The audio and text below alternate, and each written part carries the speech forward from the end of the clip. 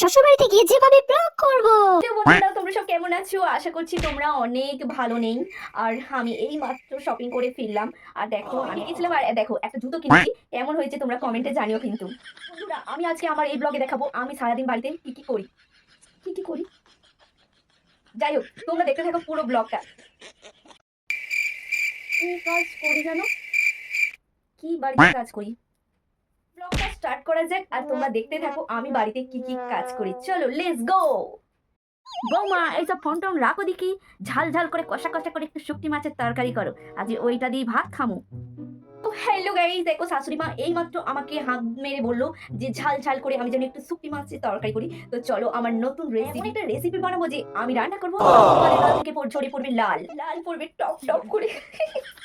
রেসিপিটির নাম হচ্ছে শাশুড়ি শুকটি মাছের ভর্তা। লেটস গো, দেখতে থাকো তোমরা। মুখটা একটু ঠিক করেন, এই ব্লগের মধ্যে তো একটু ভালো করে হেসে কথাও বলতে পারেন নাকি? তোমার ওই বলা তুমি করো। আমার সাথে ব্লগ করলে আপনাকে 1000 টাকা দিব, আর না করলে মিস করবেন। এবার দেখুন আপনি ভেবে চিন্তে কোনটা করবেন। দেবে? ঠিক আছে, বলো কি বলতে হবে। তেমন কিছুই না, ছেলের বউ মানে আমার একটু বেশি বেশি করে এই ব্লগের মাধ্যমে একটু সুনাম করবেন, ঠিক আছে? বেশি কিছু, ঠিক আছে আমি আগে একটু বলে নিই ব্লগেতে, ঠিক আছে? তো দেখো বন্ধুরা, অনেকে বলে যে শাশুড়ি নাকি নিজের মায়ের, বাট আমার শাশুড়ির মতন কিন্তু একটা শাশুড়িও হয় না। শাশুড়ি কিন্তু আমার মায়ের মতন, এমনকি আমার মায়ের থেকেও বেশি করে। আমি তো কখনো কখনো ভুলেই যাই যে ইনি আমার মা নাকি শাশুড়ি। আসলে সত্যি কথা বলতে কি, এরকম শাশুড়ি পেতে না ভাগ্য লাগে, আর আমি ভাগ্য করে এরকম একটা শাশুড়ি পেয়েছি। তো দেখো বন্ধুরা, এই যে আমার পেছনে দাঁড়িয়ে আছে ইনি হচ্ছে আমার শাশুড়ি মা। তো এখন শোনেন মা, ক্যামেরা চালালে আপনি বলবেন যে এরকম ছেলের বউ পেতে ভাগ্য লাগে। আর এটার সাথে কিন্তু আপনি অবশ্যই বলবেন যে এরকম ছেলের বউ যেন প্রত্যেকের ঘরে ঘরে হয়। ঠিক আছে, এইটুকু বললেই হবে। এবার কিন্তু আমি ক্যামেরা স্টার্ট করবো। হ্যাঁ এবার বলুন বলুন, এবার শুরু করুন। স্টার্ট করলাম। তোমার মতো ছেলের বউ যেন ঘরে ঘরে হয়। হ্যাঁ, এবার বলবেন যে এইরকম ছেলের বউকে যেন প্রত্যেক শাশুড়ি ভালোবাসে, আর না হলে কপালে দুঃখ আছে। ঠিক আছে, এইটুকু বলুন। নিন নিন, স্টার্ট।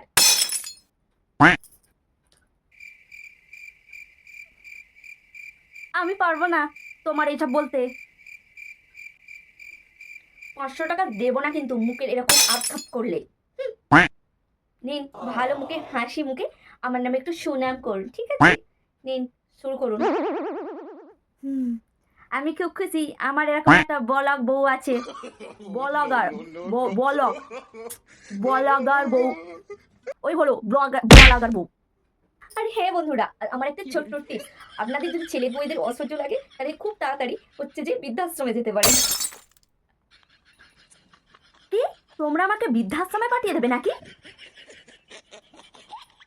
হ্যাঁ, বেশি কথা বললে পাঠিয়েই দিন।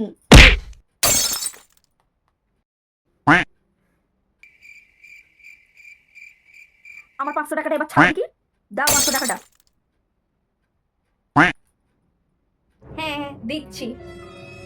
কখন দিবা বলো? বলতে পারবো না। তোমার মতো এরকম বদমাইশ শয়তানের মেয়ে যেন জীবনে না কারো ঘরে ঘরেও বউ হয়। আমিও ভাবিনি এরকম একটা ফালতু শাশুড়ি পাবো। তো হ্যালো বন্ধুরা, তোমরা অনেকদিন থেকে কমেন্ট করছিলে যে তোমার হাজবেন্ডকে দেখাও, তোমার হাজবেন্ডকে দেখাও। তো ফাইনালি আজকে আমার হাজবেন্ডকে দেখামু। চলো লেটস গো। তো গাইস, আমার বর এখনো ঘুমাচ্ছে, এই যে দেখো। সোনা ঘুম থেকে উঠে ব্লগ করব। আমার হাজবেন্ডের সঙ্গে চলো একটু কথা বলা যাক। তো সোনা বলো তো আমি তোমার কে হই? কে আবার শত্রু? না মানে ওয়াইফ। শাশুড়ি মা বলছি যে আমি কিন্তু এখন লাইভে আসছি, আর আপনি কিন্তু বাড়িতে আওয়াজ টাওয়াজ করবেন না। আর হ্যাঁ, আমাকে এখন ডাকবেন না, ঠিক আছে? আমি এখন লাইভে আসবো, 1 ঘন্টা আমাকে ডাকবেন না, আপনি কিন্তু কোনো আওয়াজ করবেন না, ঠিক আছে? আমি গেলাম লাইভে। তো বন্ধুরা আমি আবার লাইভে চলে এলাম, তোমরা সবাই যারা অনলাইনে আছো একটু জয়েন করো আর কমেন্ট করো ভালো ভালো। তো এখানে দেখতে পাচ্ছি আমাকে মধুমিতা কমেন্ট করছে, দিদিভাই গুড ইভিনিং। হ্যাঁ হ্যাঁ, গুড ইভিনিং গুড ইভিনিং। প্রিয়া কমেন্ট করেছে হাই দিদিভাই, হাই হাই। রাহুল কমেন্ট করেছে হ্যালো হ্যালো।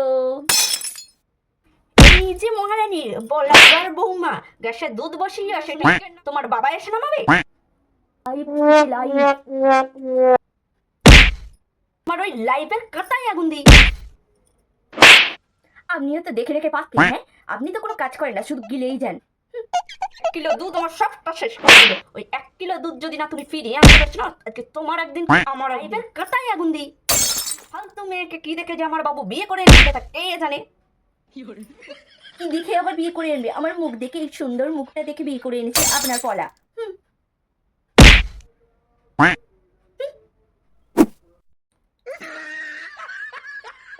হ্যালো গাইস, লাইফে একটু ডিসমিস হয়ে গেল। হ্যাঁ তোমরা কি ভাবছো যে শাশুড়ি বৌমা ঝগড়া করছি? না না একদম না, আমরা তো একটু ওই যে শাশুড়ি বৌমা কমেডি ভিডিও শুট করছিলাম। তো গাইস ভিডিওটা এখানে শেষ করছি।